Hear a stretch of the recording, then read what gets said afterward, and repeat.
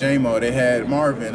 Marvin just got there. Jackson, Chris, Garrett, like the Mecca, like it was deep. And then just going to Texas, going against great receivers over there too. So like it just adds on, keeps going. So it's helped me a lot being able to go against NFL-style receivers every day in practice. Was there a best receiver you went against in your college career? No, I mean I wouldn't say that. Like everybody has their great way. Like everybody's like unique in their own style. I like how Marvin and AD, the way they're twitchy at the line, like the way they like unorthodox, like you can't predict their movements. X speed, Chris Lala speed, like Mecca all around balance. Jackson just quick. So it's like everybody has their own different sense. Like so to every corner is going to be a different like who's going to be harder to guard for like each individual player. Do these guys have you working out as you're competing with the teams telling you you're a corner or a receiver or a safety? Yeah, I'm doing both for real. DB really. At my side, I can do both, and I want to do both. I played safety in high school. I didn't even want to move the corner. My coach told me I had a higher ceiling at corner, so I ended up moving the corner. So I've been playing corner and safety. I played safety a little bit at Ohio State too, so I'm open to anything really. I feel like not any corner can just go play safety. You got to be like smart and willing to tackle, a good tackler too. So I feel like that's one of my strengths. Having played both and having experience, what can you tell Texas fans about the younger guys like Manny Muhammad, Derek Williams? Can you give us just like a scouting breakdown on both of those guys and sort of what you see in practice? Definitely mature, man. Way mature than when I was when I got there. Like I just felt like just doing extra drills alone was gonna be good, but they're doing extra drills, they get into film work, they're bringing up the younger guys together, like, and that's why like they had so much success this year, like maturity. So they're just gonna keep growing and growing, and those are gonna be some big guys to watch. And it's really that class is special too. So them young boys, they got something this year. So I can't wait to watch them. Is it kind of fun being at the Combine and there's so many Texas players, not the state, but from the University of Texas? Yeah. That's another example of look how many guys that are here. Yeah. Oh yeah, fact. Most definitely, man. It's a comfortability and just seeing how our work is paid off. Like people are recognizing it and helping Texas come back. Like people see Texas as not developing talent, and having 11 guys at the Combine, like that definitely shows, and it's just continue to grow every year. So. Who are some of the guys you like to watch the most in the NFL, both safety and corner, and what have you learned from them? Well, corner definitely Sauce Gardner and Tariq Woolen. Like Sauce Gardner, man coverage wise, and Tariq Woolen zone coverage wise. Like other tall corners, both fast, can move. So I definitely say that. And at safety, I like I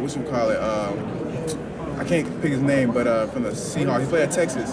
I definitely watch a lot of his games. He's a ball hawk. So if I go back there, I'm gonna be a ball hawk definitely. Have you been with Tampa Bay this week? I believe so. Like informal, yeah. I only got one formal meeting. That's with the Steelers, Pittsburgh Steelers. Were you a Cowboy fan growing up? No, I was a Tom Brady fan. So like he was a winner, and I love being. I'm a winner too. So like I just was really a Patriots fan growing up because of Tom Brady. Then he left. I was like, So then I slowly started being a Cowboys fan a little bit. Seeing Trayvon Diggs' success. So like, and definitely Coach Al Harris at Cowboys. So like, I definitely got love for him. I'm surrounded by Cowboys fans growing up in Little Rock, Texas. Like we right 10 minutes away from the practice facility. So yeah. You said Brady retired before you could pick him off? Huh? Oh yeah. I mean, I would have loved to. I had talked to another player down at Exo. He was like, it was surreal. Like he got in the field with Tom Brady. I can only imagine that I had the opportunity. But I'm definitely looking forward to hopefully get to meet him. So. Who are you looking forward to picking off in the NFL once you get there? Shoot. Yeah, wish list? Really, hopefully, the first quarterback I go against, because that's leads to success. So hopefully, as soon as possible, the first quarterback I go against. So. Have you had any formals with Dallas or anything?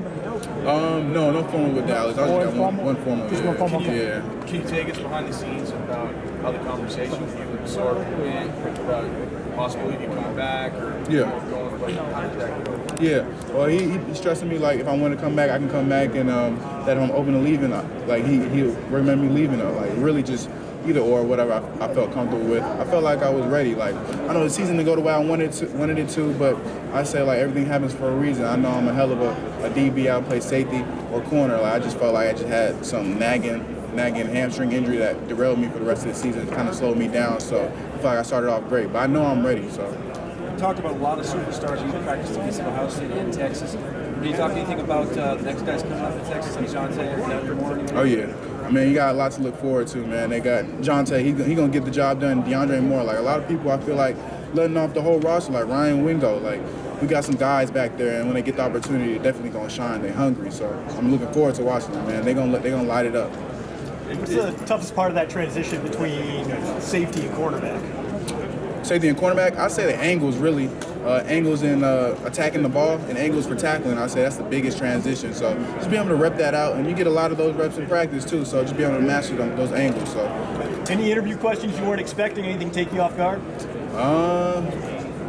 shoot, somebody asked. He was asking a lot of people though. Like they had an OnlyFans. I was like, what? Like it's like the new transition, and I don't know. You just ask anything. You know, some dudes might have something. You never know.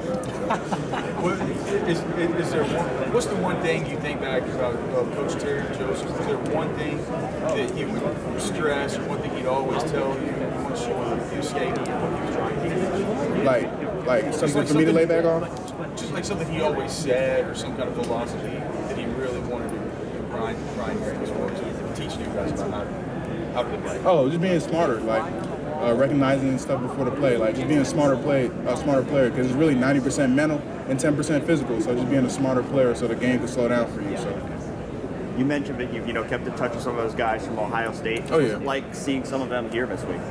Oh yeah, seeing my boy Mayan, I ain't seen him since, and I still talk to him all the time. And my boy Josh Parker, he was at safety, he was up there, so it was great seeing familiar faces. And then Tommy and Cade, I was just joking with Cade. I was like, I didn't know you can catch like that, because when I was at Ohio State, he was at linebacker. So seeing him thrive at tight end, I was so happy for him. So just being able to reconnect with those guys, it was great. There's obviously a lot of talk about brotherhood at Ohio State. Is that something that endures even when you go to another school? Hell yeah, like Ohio State got a lot. Brotherhood is thick over there, man. So yeah, it's all respect for them. That locker room is a great locker room over there. The coach is great over there, and it's a great program, man. Looking forward to seeing them. Also, I always kept in tune with their games too.